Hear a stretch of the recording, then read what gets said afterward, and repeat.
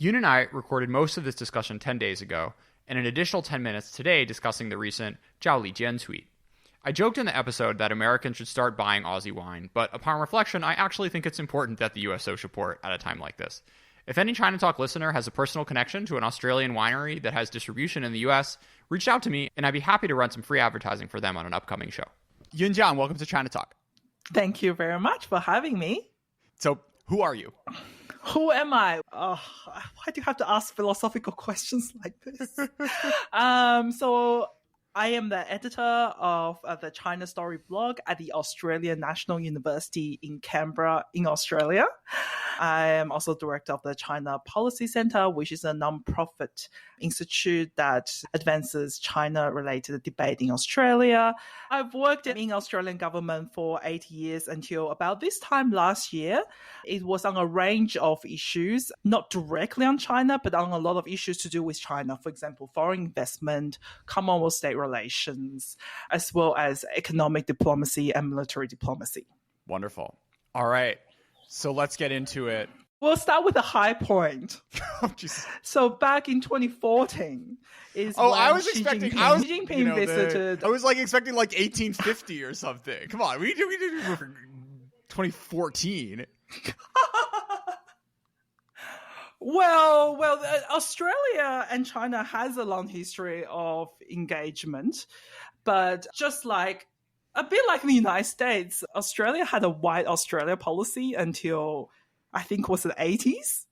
But before that, there was a lot of Chinese migrants to Australia with the gold rush. I think it's a similar story in the United States as well.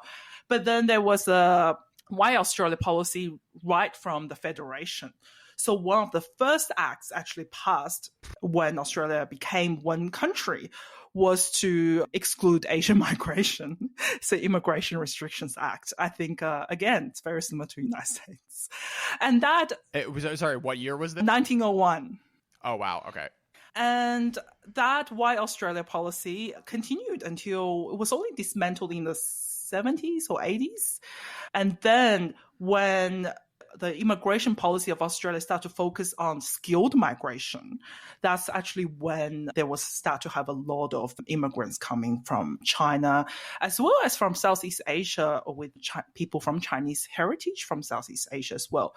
So the Chinese Australian communities in Australia is very diverse. You have more recent students and migrants from mainland China, but you also have people from Hong Kong, from Taiwan, and people from Southeast Asia, and people that have stayed in Australia for many generations, or you have recent migrants. So it's a very diverse community. So that's the community aspect. But then there's a political aspect. The relationship, I think next year, either was it next year or the year after, 2021, I think, is the 50th anniversary of the establishment of relationship between the People's Republic of China and Australia.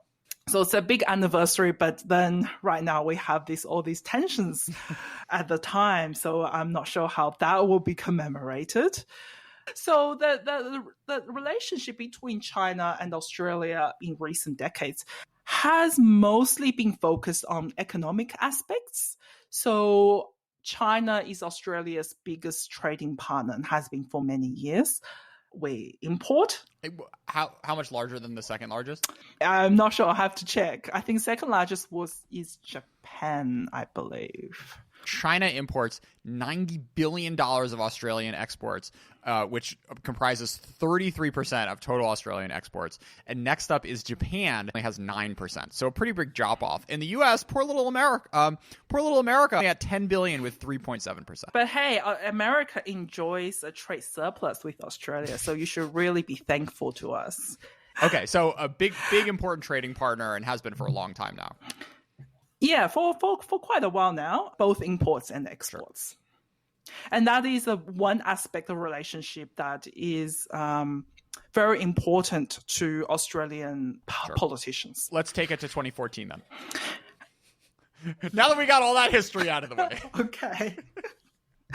So 2014 was a high point of the bilateral relationship. Australia was hosting the G20, and Xi Jinping came to Australia and actually addressed the special joint sitting of the parliament. So you have senators, and so upper house as the senators, and the lower house is members of representatives. So you have those people all sitting, listening to Xi Jinping, addressing them in the parliament. From the standpoint from now, it seems to be, you can't believe that, but that's what happened in 2014. Xi Jinping has actually visited all the states and territories of Australia. Not as many as the United States, but it's still an impressive record. We signed the free trade agreement, the chapter, and also the bilateral relationship was upgraded to comprehensive strategic partnership, which is basically the highest you can get apart from a formal alliance. So that was a high point of the relationship. The Prime Minister and all the politicians were quite positive about the bilateral relationship. I think the only party that was a little bit wary was the Greens. I think it was because of human rights. But basically, everyone was very positive about the relationship. Liberal was in power. So yes, there's mostly two parties, the coalition, which is the Liberal National Party, and the Labour. So at that time, it was a coalition that was in power. Just like now. Okay. Which is right of center. Yes, of center. And it is a current ruling government in Australia as well. It's the same party. Okay. So what happened starting in 2017? 2017 and 2018, that is a turning point for the relationship. So in late 2017, Australia introduced the foreign interference legislation. Now, the foreign interference legislation itself is country neutral. It doesn't mention any country. But when it was introduced, and the debate and rhetoric around its introduction was very much focused on China. Malcolm Turnbull, the Prime Minister at the time, which is also Liberal National Party, even spoke in Mandarin saying basically that Australian people have stood up, which is echoing what Mao Zedong supposedly to have said. And I think that is probably perceived as quite of a slight to the People's Republic of China. You quote Xi to Xi's face, he's not going to be super happy about it, even if you're the likes of Ma Yun. So yeah, not the slyest rhetorical tactic, to be sure. What was the motivation at the time around passing this bill in the first place? The motivation around time, which is that there's increased concerns about China's foreign interference activities in Australia. Specifically, at that time, there was a lot of concerns about bribery of politicians, influencing of politicians. There was a case of Huang Xiaomo and Sam Diastari, basically accepting bribes and then also speaking on issues that's contrary to the party position. So there was a lot of concerns around that. And then Clive Hamilton's book on Silent Invasion was also built around that kind of issue as well. Okay, and then in early 2018, there was a Huawei decision that was also quite important. So Huawei was actually blocked from Australia's national broadband network in 2012. But at that time, it didn't create much of a diplomatic incident. But in 2018, when Huawei was blocked from the 5G network, it did create a lot of tension between the two countries. I think there were two reasons. One is that Australia was quite public about the ban, and that the fact that the risks was about China as a country, basically. And the second one is that Australia then was quite forward-leaning about trying to get other countries to also ban Huawei. So those two decisions, I think, was basically the turning point in the relationship. And since then, I remember from then on, basically, Australia has been put into a deep freeze, as people have said. Was difficult for Australian ministers to get meetings with Chinese counterparts. And then it came 2020. One question before we come up to the present day. to what extent is this driven by internal Australian dynamics versus the impact of Trump and the trade war and sort of like the U.S. kind of pushing its allies to rethink their relationships with China? You're asking a very good question, and I think that might need a very full response. In part, the China-Australian relationship is driven by the US-China relationship as well. Australia is an ally of the United States. We have, as former Prime Minister said, 100 years of mateship. We have followed the United States in pretty much every conflict, every major conflict.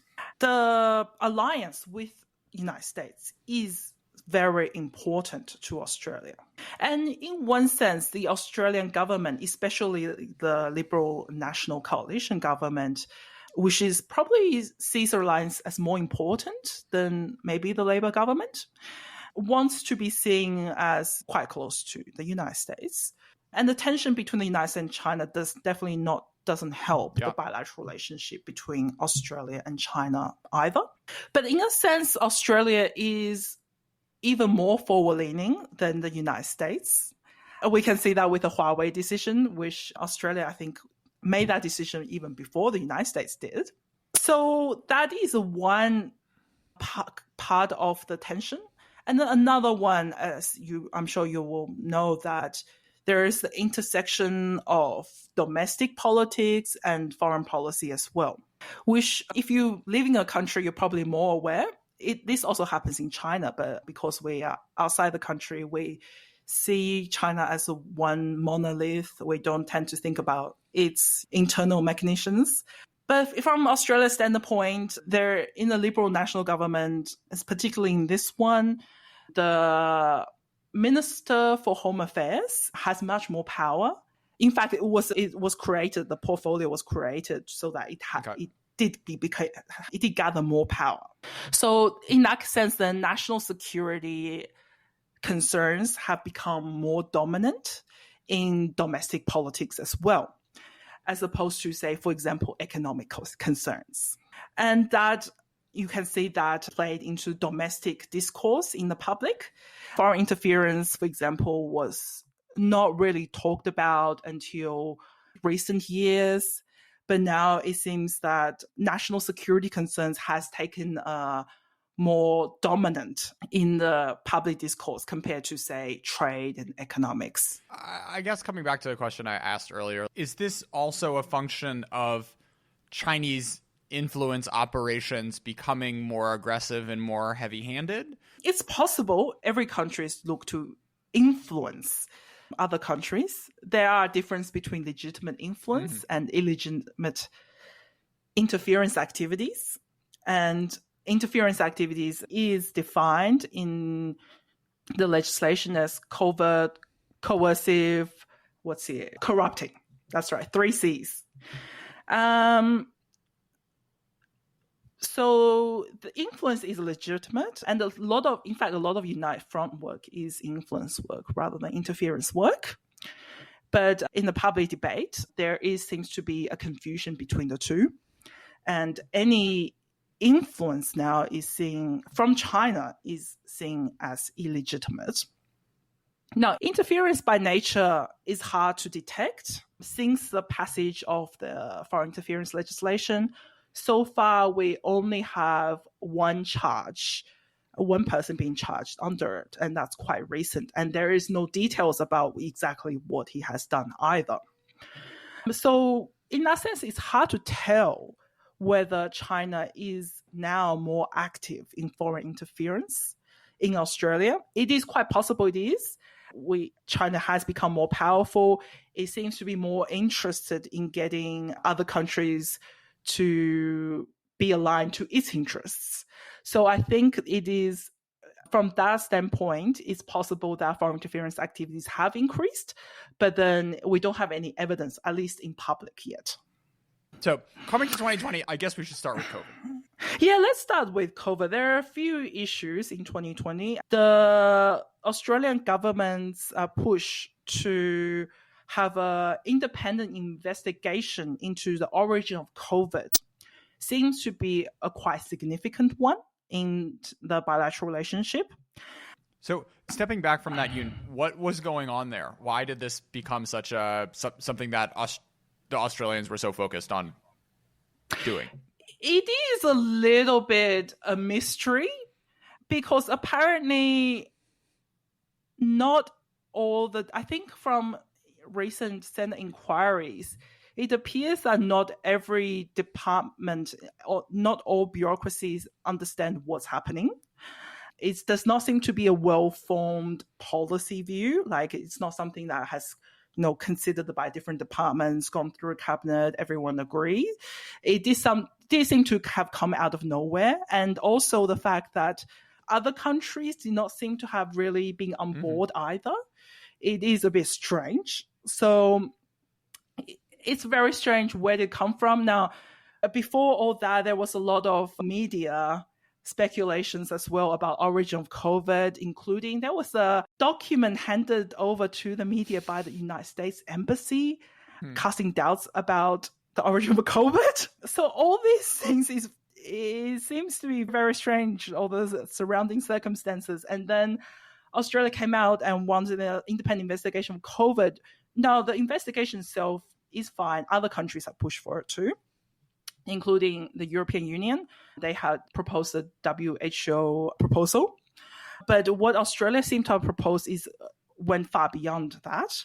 It wanted more power for WHO, almost like a weapons inspections power is one that was raised. So that seems to, Australia have gone beyond what other countries have asked for. And it seems to be very targeted at China. And so from China's perspective, it was not happy about what Australia. Then what? And then the ambassador had an interview with one of the newspapers here. He warned Australia that the tensions in the relationship will not be good for trade. It can be seen as a warning or a threat. Basically, he named a few things like wine, tourism, and things that actually eventuate that the Chinese government did take actions against Australia. So how did the Australian politicians take to this interview? The Australian politicians, obviously, you can't be seen as backing down in the face of coercion. So they were like now, all politicians are very, what's the word? I think Kevin Rudd said hairy-chested, right? Oh my God. Hairy-chested. I don't even know what that means.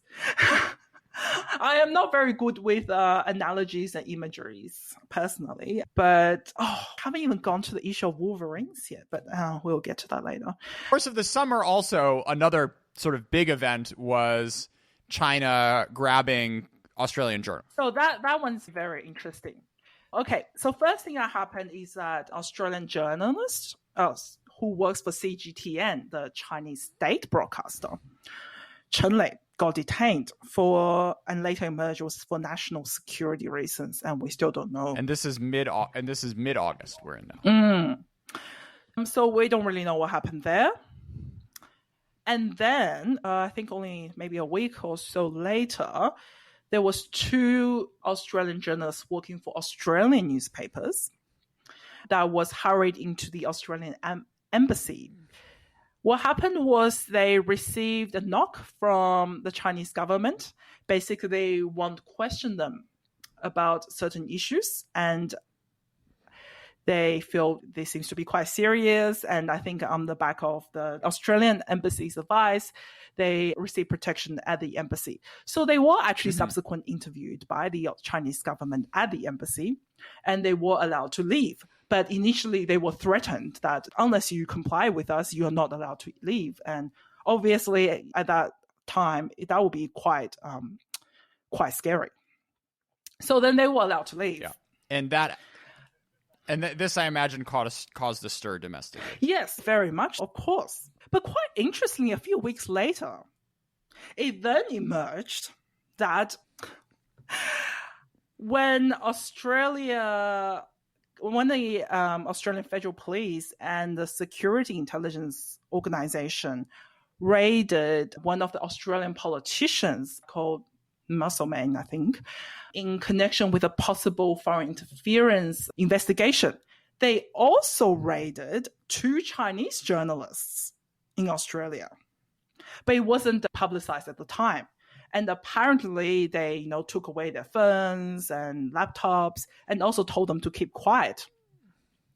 And then those 2 Chinese journalists left Australia. It was definitely before the 2 Australian media journalists. Yeah.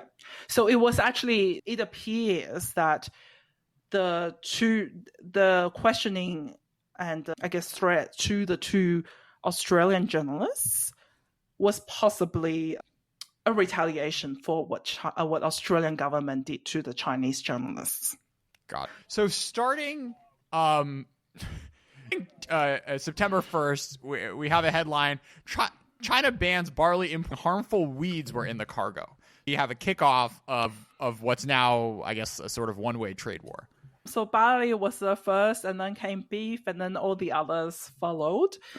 At first, it wasn't really certain what's going on. There was a lot of speculation whether this was form of economic coercion, or was it more of a purely economic coercion in terms of like they are using economic instruments for geopolitical ends, for geopolitical purpose, or whether it was a purely economics. For example, they were unhappy with Australia's anti-dumping actions. So that will be purely economics.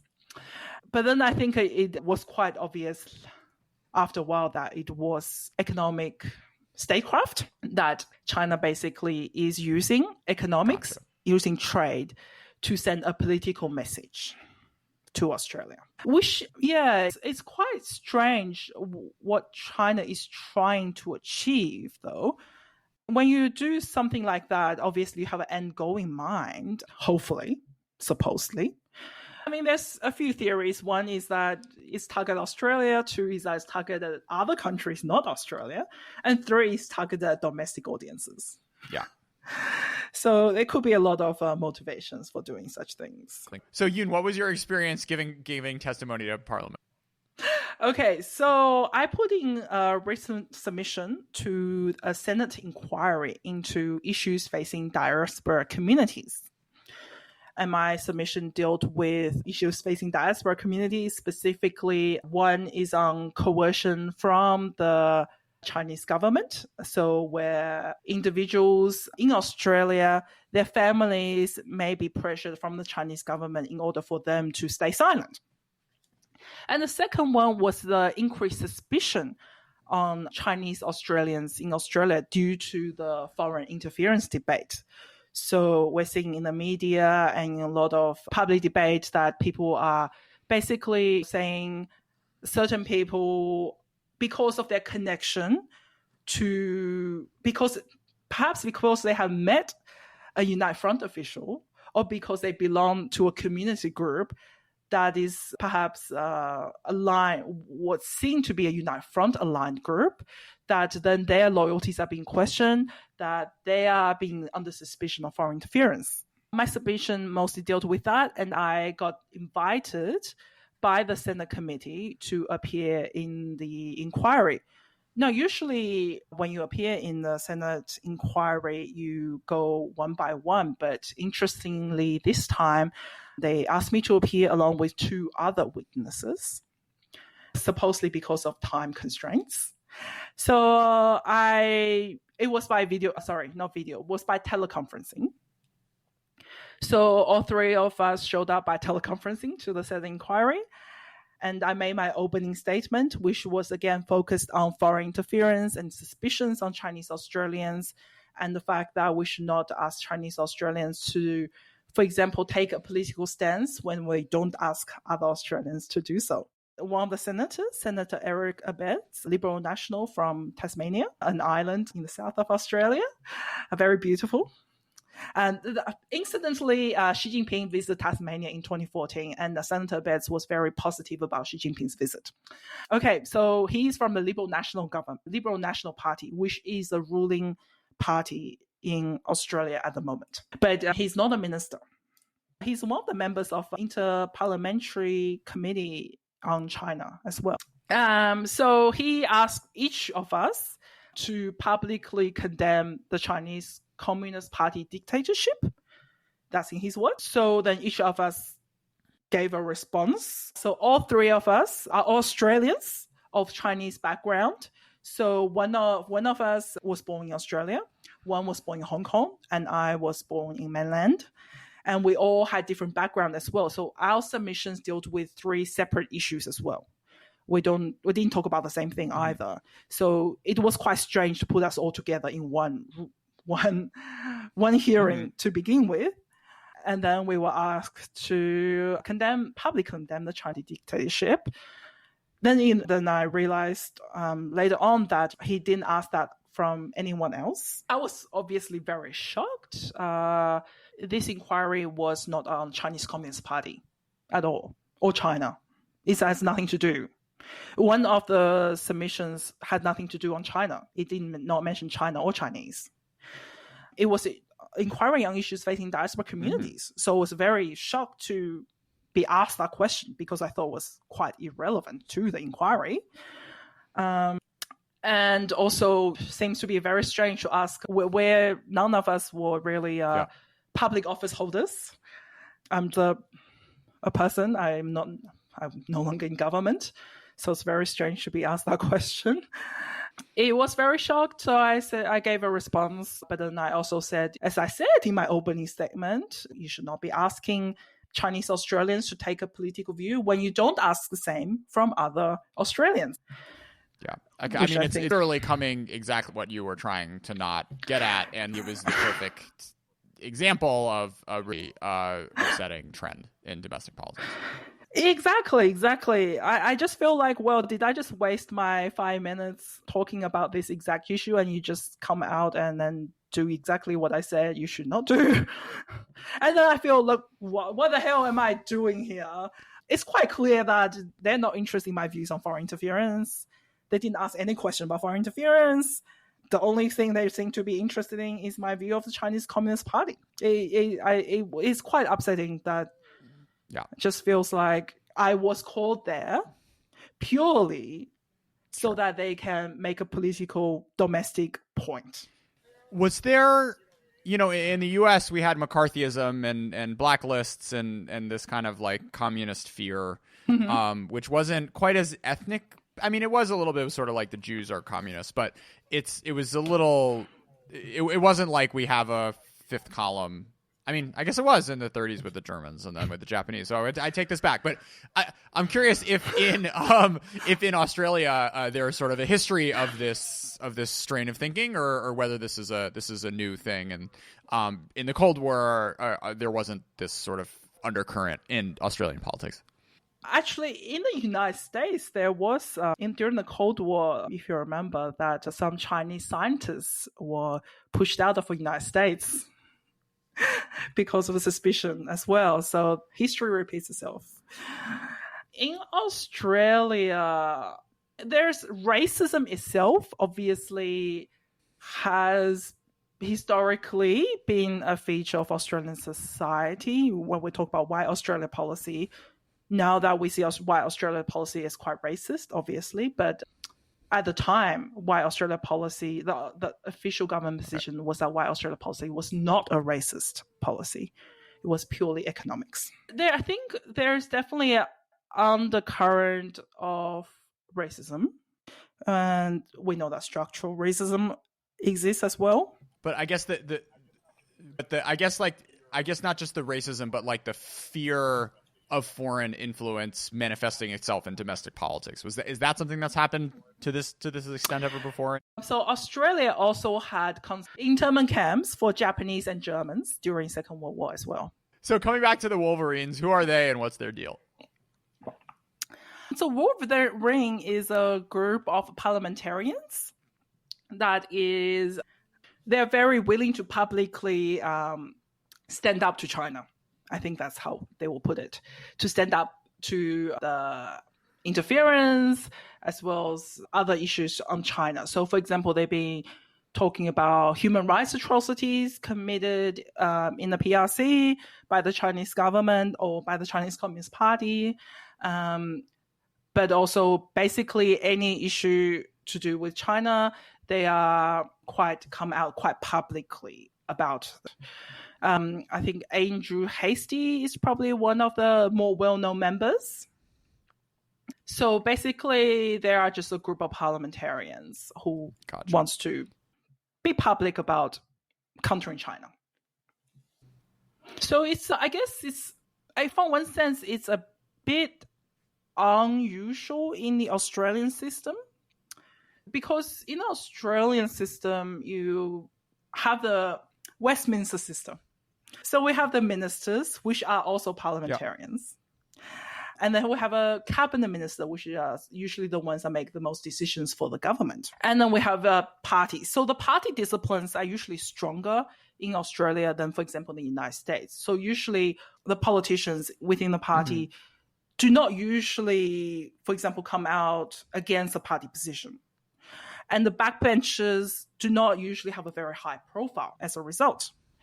So it's quite unusual to have a group that comes out so publicly on, especially a foreign affair issue as well, from a group of backbenchers. It's unusual in the system. So not quite at the level of Martin Luther's 95 Theses, but the Chinese government came out with 14 complaints that they had about Australian behavior. And how do you factor it? I was told I was featured. Well, I mean, not by name, right? Okay, so here we go. 14 grievances. We got foreign investment decisions. We got Huawei, foreign interference legislation, politicization and stigmatization of normal exchanges, excessive wanton interference in Xinjiang, Xianggang, and Taiwan. The first country who's not connected directly to the South China Sea to talk about the South China Sea, siding with the U.S.'s anti-China campaign to spread disinformation about COVID-19. New legislation aimed at torpedoing participation in BNR in the Belt and Road Initiative, providing funding to anti-China think tanks for spreading untrue reports, peddling lies about Xinjiang and so-called China infiltration, the early dawn source of Chinese journalists, thinly veiled allegations against China on cyber attacks, the outrageous condemnation of the governing party of China by MPs, and racist attacks against Chinese or Asian people, and last but not least, an unfriendly or antagonistic report on China by media, poisoning the atmosphere of bilateral relations. So we've covered a fair amount of these in our conversation over the past 45 minutes. I'm surprised, frankly, like America hasn't started, or the super anti-China senators haven't started a let's all drink Australian wine campaign. I feel like that's in the offing. You should. That's the thing, right? That's the thing. Look, we follow you. We don't really follow you, but I'm just saying that they're from perception from Australia. Let's say from Australia's perspective, we're so close to the United States. We go with the United States on many issues. And then when China punishes us, you guys don't even buy up our stuff. I think that's totally fair. Disappointing. So it's interesting because there is a bit of a floor in that iron ore in particular seems to be something that China can't really do without. For now, but I think they are going to look to, for example, so a few things they're doing to reduce reliance on Australia as well. Now, we talk about trade diversification from Australia, but really China also does trade diversification so that it can become less reliant on Australia. A few things they do. One is that they make investment in other countries in mining so that it can secure supplies from other countries. And the second thing is they are moving to restructuring their economy so that it may be less reliant on imported energy sources, including from Australia. And that's one of their net zero target as well. Everything's connected. Fitting. So, oh yeah. So Yoon, where do we go from here? I feel like just as someone who knows nothing about Australian politics, once you have this reign, it's very hard for folks in a democracy to back down. Yeah. Now, one thing Australia can do is to look at what other countries have done when faced with this issue. So we know that Japan, South Korea, both have been receiving the same treatment from China in the past. So we can learn a few lessons from what they've done. And in terms of managing the bilateral relationship more broadly, I think Australia should do less talking and more listening when we're meeting with countries in Southeast Asia or Japan or South Korea. And really, they've been dealing with this living next to a great power for much longer than Australia has. So I think they have a lot of experiences to share, and I think Australia should really trying to learn from them. I think at the moment, Australia is a little bit arrogant in that we like to go to these countries and say, warn them about the threat of China. But really, they've been living with China for much longer than us. I think they probably know more about how to deal with it than us. So I think we should turn around and be more humble and learn from other countries in the region. So that's one thing. And the second thing is, of course, just like the United States and other countries, I always push for multilateralism. I think we should definitely work with other countries to dealing with the challenges that is posed by China. I think one important thing when we're working with, so we're not like in the United States where it's a great power. It can afford to be unilateral. Australia is a middle power. We need to work with other countries in the region in order to ensure that what happens in the international sphere is in our interest. So that is one thing that is done at global level. At a domestic level, I think there needs to be more of an understanding of China, for one, both from national security and from economic and from all different aspects point of view. So the Australian government, the bureaucrats really need to become more Asia literate, not just China literate, but also Asia literate. So you have a more understanding of the issues facing our region. But also we need to have a better framework to connect national security, foreign policy, domestic policy, economics together. Right now, it's a little bit of siloed. You've got departments that working on economics, departments are working on national security, but they don't really understand issues that the other departments are working in. I think one thing, so I do want to mention is, so the public debate is very much focused on problem. But for policymakers, when we want to find solutions, just because there's a problem doesn't mean that any solution to address that problem is acceptable or ideal. Okay, my mom is a doctor, so I like to use medical analogies. Now, if you have presented with the symptoms, you first have to make a diagnosis. Mm-hmm. And even when you made a diagnosis, then you have to decide on the treatment, the best course of treatment. So even though we know that there are challenges in the bilateral relationship, there are challenges with China, dealing with China, doesn't mean that any policy instrument to counter that is a good one. So I think we need to separate that fact that there's a problem to, what is the best policy response. There are two different questions. Profound, and a lesson on which I think American policymakers should meditate as well. Not to mention Chinese policymakers, for whom this whole, this whole episode seems really, really, really counterproductive. Yeah. It is a very complex and tricky issue because a lot of issues is not just foreign policy. It's an intersection of foreign and domestic policies and politics. It is very difficult. And what we're seeing also is that governments appears to be using the threats and challenges posed by China to increase the power of national security agencies. And that may have implications for civil liberties as well. Yeah, I mean, it's just thinking about the China of the like once you use this, it ends up kind of poisoning the well for a very, very long time, right? And this, these tariffs are going to be a part of Australian political memory for decades, likely.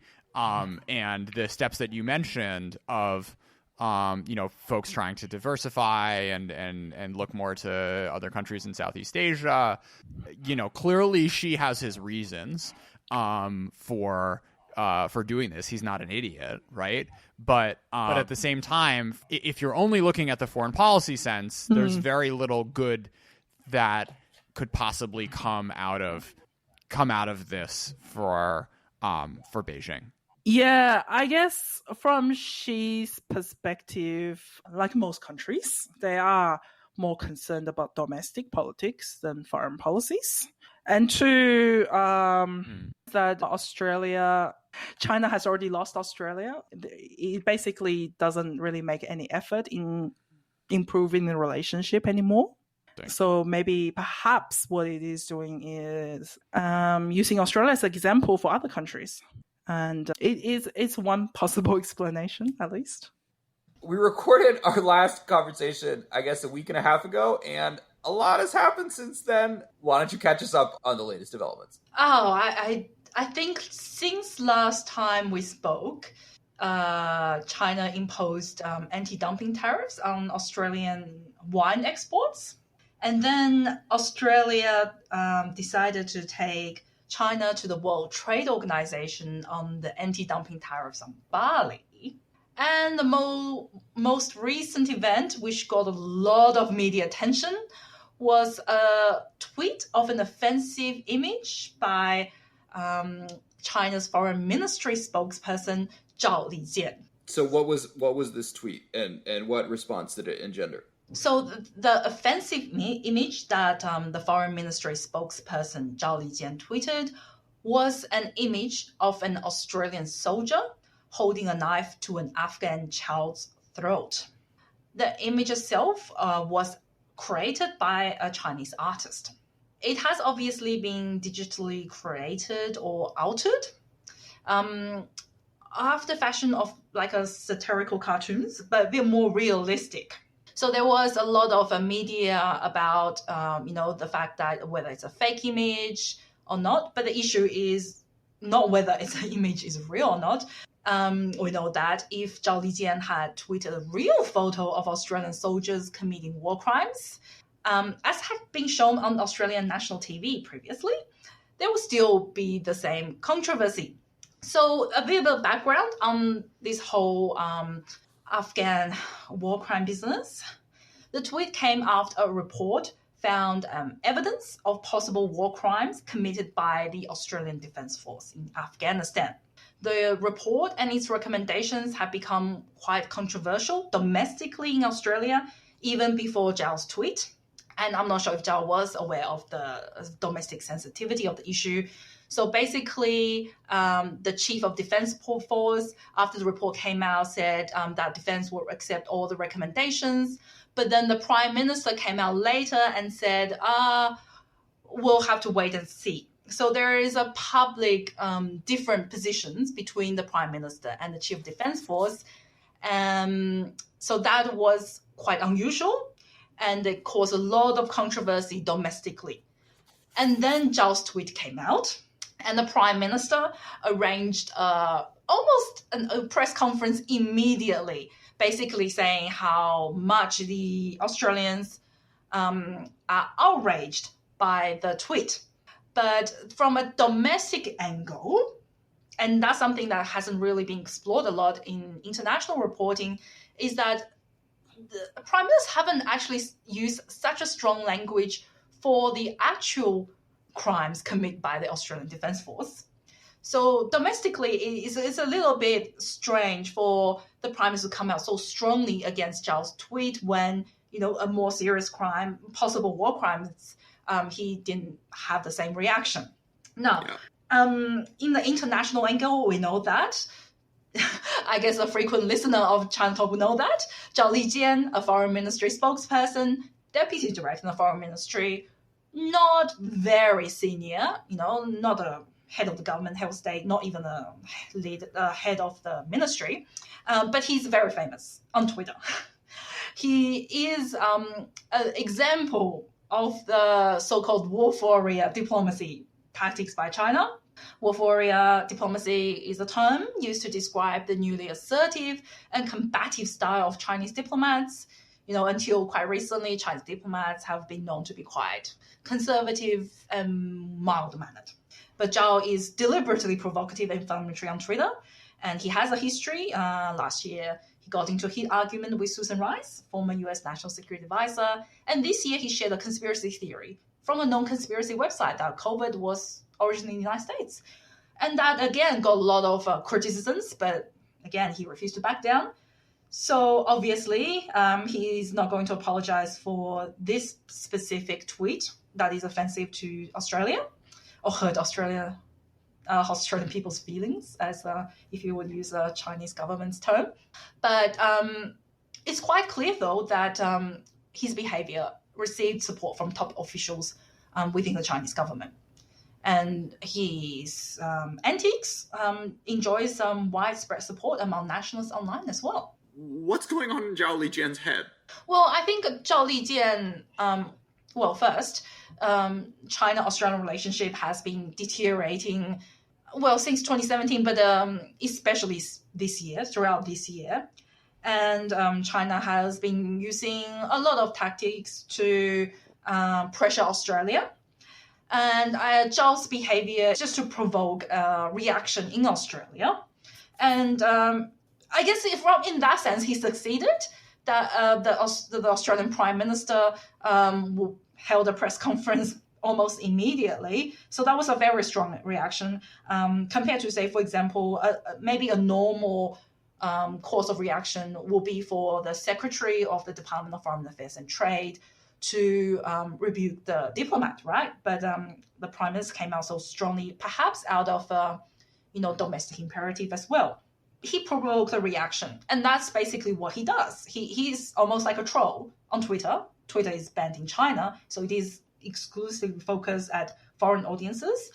And his intention is to provoke a reaction, to be provocative, and to be insulting, and he achieved that aim. What should the Prime Minister have done? From my personal perspective, I think the Prime Minister, being a lot more senior than Zhao Lijian, probably shouldn't give us so much attention. It is offensive to most Australian people, I agree. But he didn't have to escalate this so much. He could have, he could have ordered the Secretary of the Department of Foreign Affairs and Trade to make a statement, to have a press release, rather than arranging a press conference immediately after the fact. I think that basically escalated the issue, and it gave the issue much more oxygen and attention. Then it deserved, to be honest, because when you think about it, from Australia's national interest perspective, the offensive tweet itself, yes, it does hurt a little bit to some section of the community, but also Chinese government's other actions, egregious actions, is much more detrimental to the Australian national interest. For example, its trade actions is significant for Australia's economy. So those issues are now strangely being overlooked in favor of this tweet episode. And more broadly, Yoon, what's the best response for Western countries when kind of having to deal with this sort of whataboutism? You're talking about how Chinese government like to point out other countries' human rights failings. Well, I think one that, as some politicians have pointed out, we need to first acknowledge that there are failings in Australia, in human rights in Western democracies. But we are doing our best to be transparent and to change our policies and behaviors to improve human rights situations in our countries. And contrast that with China, which is has been repeatedly denying that it has done anything wrong. So I think the right way to go about it is to acknowledge our failings, but to contrast that with China. I think the wrong way to go about it is to deny that we have human rights problems to begin with. June, thanks so much. Thank you. Red smoky sky on New Year's Eve in the town of Eden.